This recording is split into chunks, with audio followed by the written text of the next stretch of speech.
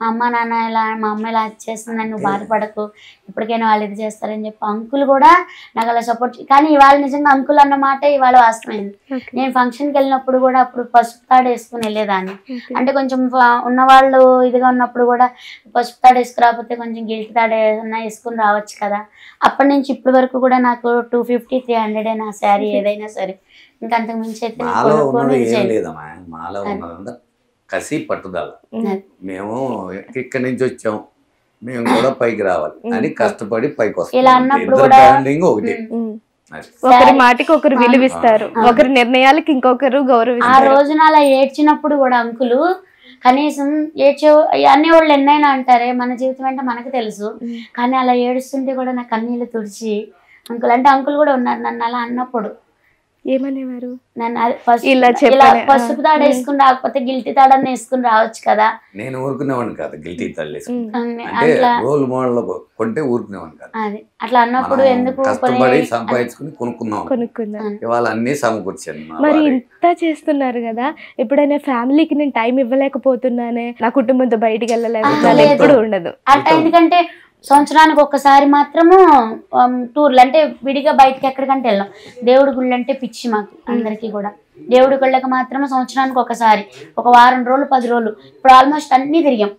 ఏ దేవుడిని బాగా నమ్ముతారు? ఏ దేవుడిని? శివుడు, పార్వతి, దుర్గమ్మ, వెంకన్న బాబు, మొత్తం దుర్గమ్మ అంటే బాగా. నాకు చిన్నప్పటి నుంచి, నేను 8 సంవత్సరాల పిల్లప్పటి నుంచి నేను దుర్గమ్మ మాల వేసుకున్నాను. అంటే 11 రోజులు మాల. అమ్మవారిని ప్రతి సంవత్సరం నిలబెట్టుకుంటా. అప్పటి నుంచి ఇప్పుడు పెట్టుకుంటా. 1 ఇయర్ నిలబెట్టకపోయినా నాకు 1 ఇయర్ నిలబెట్టినందుకే నాకు కరోనా వచ్చింది.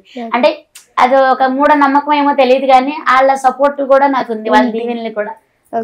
దేవుళ్ళు లేనిదే మనం లేవు. నియర్లీ ఫుడ్ కోర్ట్ స్టార్ట్ చేసి ఎన్ని ఇయర్స్ అవుతుందంటే? 2011 స్టార్ట్ చేశారు. 11 ఏళ్ళ నుంచి సక్సెస్ఫుల్ గా రన్ అవుతుంది. ఓకే, ఫైనల్ గా ఫస్ట్ లో ఈ ట్రోలింగ్ జరగక ముందు మీ ఆదాయం ఎలా ఉండేది, ఇప్పుడు ఎలా ఉంది? ఇప్పుడు ఇంకో మాట చెప్పాలంటే ఇప్పుడు అప్పుడే ఇంకా గిరాకీ బాగుండేది. అంటే క్రౌడ్ వస్తుంది కానీ కర్రీస్ ఎక్కువ వెళ్ళిపోతున్నాయి, రైస్ అమ్ముకోనికి ఉండట్లే. డబుల్ కర్రీలు మళ్ళీ పార్సల్. నేను ఇప్పుడు 100 kgs చికెన్ ఉండేనా 2 hours కూడా ఉండట్లే. అప్పుడు అంటే కొంచెం 3 hours అని ఉండేది, ఇప్పుడు 2 hours కూడా ఉండట్లేదు. కర్రీస్ పార్సల్ ఎత్తుకెళ్తున్నారు, డబుల్ కర్రీ రైస్లు ఉండిపోతున్నాయి, రైస్ వెళ్ళట్లే, కర్రీస్ వెళ్ళిపోతుంది. ఇప్పుడు నేను ఒకటి రీసెంట్ గా కూడా విన్నాను, ఈ ట్రోలింగ్ వల్ల ట్రాఫిక్ ఇష్యూ వల్ల మీ మీద ఏదో కేసు అయిందని కూడా. ట్రాఫిక్ గురించి చెప్పారు అంతే. అంటే కేసు అదంటే ఏం లేదు, కానీ అది వాళ్ళు చెప్పేది కూడా మన మంచికే కదా. అంబులెన్స్ వెళ్తుందట, అంబులెన్స్ వెళ్తుంటే దారి కొంచెం ప్రాబ్లం, మరి అలా చేయకూడదు కదా.